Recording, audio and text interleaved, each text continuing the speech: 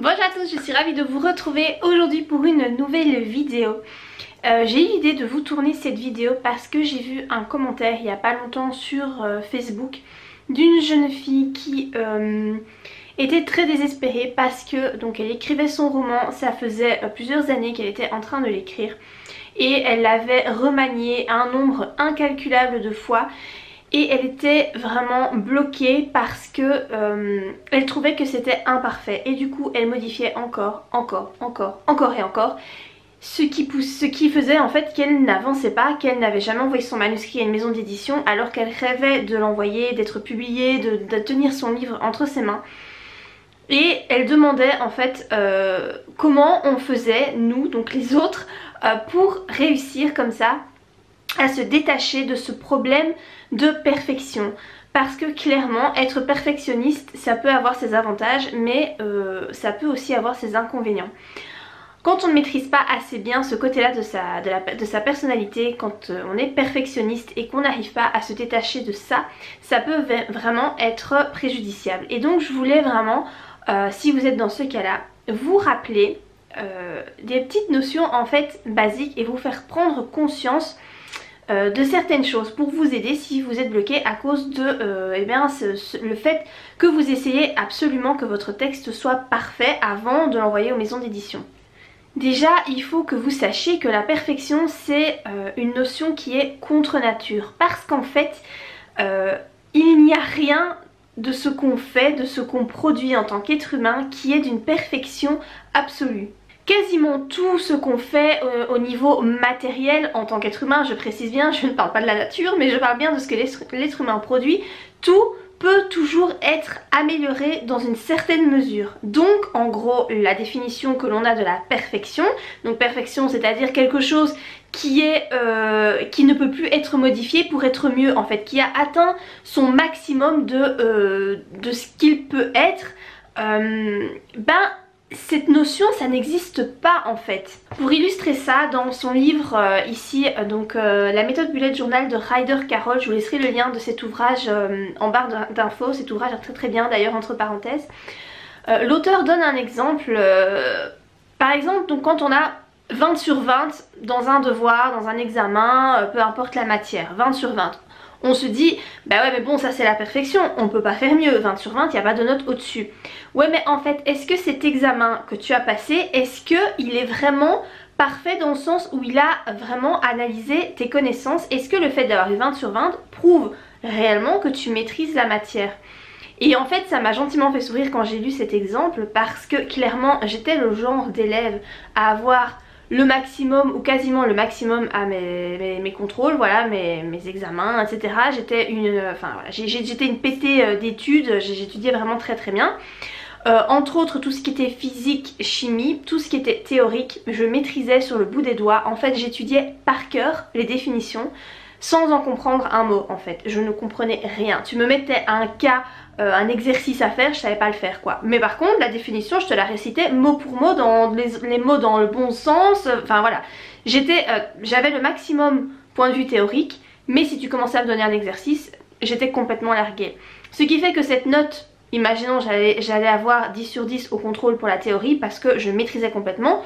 Si tu me donnais un autre contrôle où je devais appliquer ce que j'avais appris, j'allais avoir 0.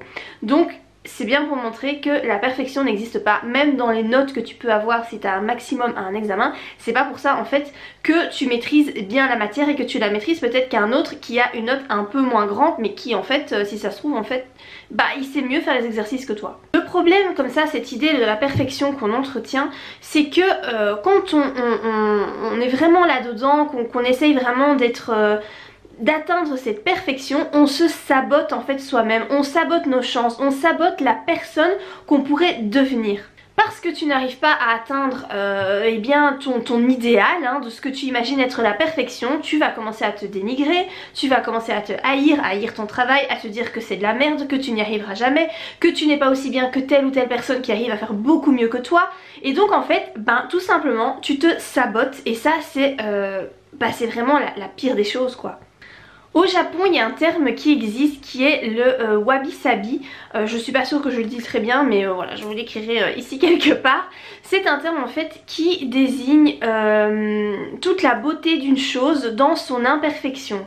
Chez nous, on associe vraiment beauté et perfection, tandis que au Japon, voilà, vous avez comme ça une notion, un terme, une philosophie qui tend à montrer qu'en fait quelque chose qui est imparfait, et bien justement c'est ça qui rend cette chose belle.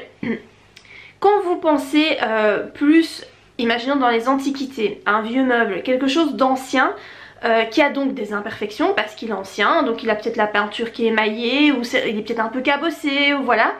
Mais justement il y a des gens qui recherchent ça parce que justement c'est le fait que cet objet ait vécu, le fait qu'il soit devenu imparfait, c'est ça qui le rend beau et c'est ça qu'on recherche.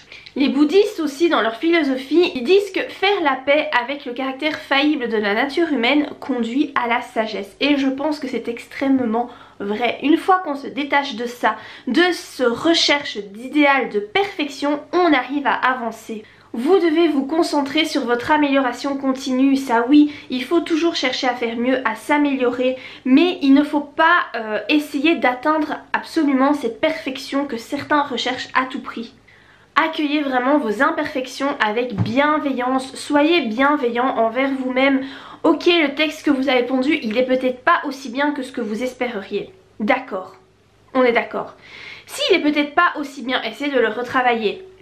Vous essayez de le retravailler une fois, deux fois, trois fois. Décidez-vous à un moment donné à l'envoyer à une maison d'édition. Vous avez des refus, voilà. Si vous avez de la chance, certaines vont commenter leur refus, vont dire pourquoi il est refusé.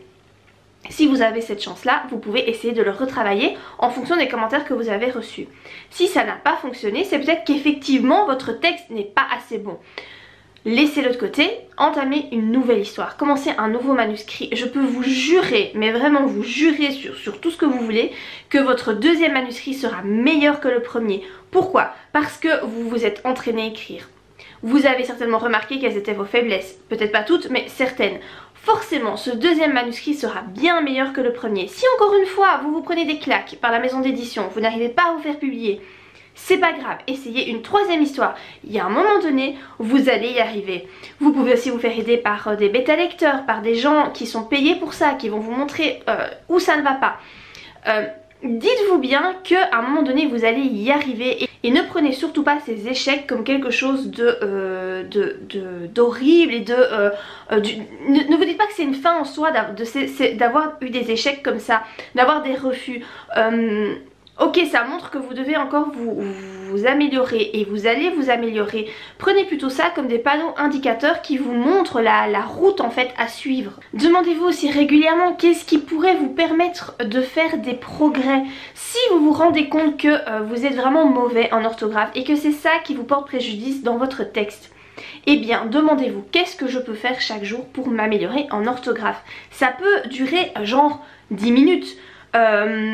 Vous faites une dictée, vous regardez quelques mots dans le dictionnaire, vous essayez d'intégrer la définition, vous regardez une règle d'orthographe, ok, je maîtrise pas la virgule, je sais pas comment faire, je suis vraiment nulle. Bon, je vais sur internet, je regarde les règles de la virgule, je fais quelques exercices, ok, ça prend un quart d'heure. Le lendemain, je refais quelques exercices, et comme ça, ainsi de suite. Qu'est-ce que ça vous coûte 15 minutes sur votre journée? C'est pas grand chose, c'est juste qu'il faut avoir la motivation pour le faire, pour essayer vraiment de s'améliorer au fur et à mesure du temps. Mais vraiment, vous devez absolument arrêter d'essayer de chercher cette perfection et d'essayer ouais, vraiment d'atteindre cet idéal, parce que je pense qu'en fait, vous n'y arriverez jamais. On a tous un idéal en tête, voilà, peu importe les domaines, on a tous une vision de ce à quoi on voudrait arriver. Mais justement, si vous gardez cet objectif comme quelque chose de motivant, ça va. Ça ne vous empêche pas de vivre, ça reste votre objectif et ça vous empêche pas de vivre. Mais il y a des gens qui sont tellement perfectionnistes qui n'avancent pas parce que tant qu'ils n'ont pas atteint cet idéal, ils ne veulent pas avancer. Et du coup, ils restent au même point. Regardez avec votre manuscrit, si ça fait genre 10 ans que vous êtes dessus et que vous ne l'avez toujours pas envoyé en maison d'édition, que vous l'avez transformé un nombre incalculable de fois, ça peut peut-être vous donner une indication sur cet aspect de votre personnalité qui est le fait que vous êtes trop perfectionniste et que justement ça ne vous sert pas, ça vous enfonce et ça vous empêche vraiment eh bien de réveiller votre potentiel et de réveiller ce qu'il y a de mieux en vous et ce que vous pourriez atteindre. Donc voilà par rapport à cette petite vidéo sur le fait d'être perfectionniste. J'espère que ça pourra aider certains d'entre vous qui ont ce souci là, voilà, qui n'arrivent pas à avancer à cause de ce trait de personnalité, hein, voilà. Si vous avez aimé la vidéo, comme d'habitude, n'oubliez pas de la liker, n'oubliez pas non plus de vous abonner à ma chaîne si vous voulez recevoir d'autres conseils en rapport avec l'écriture, le développement personnel, etc. Moi je vous dis en tout cas à très bientôt pour de prochaines vidéos. Bye!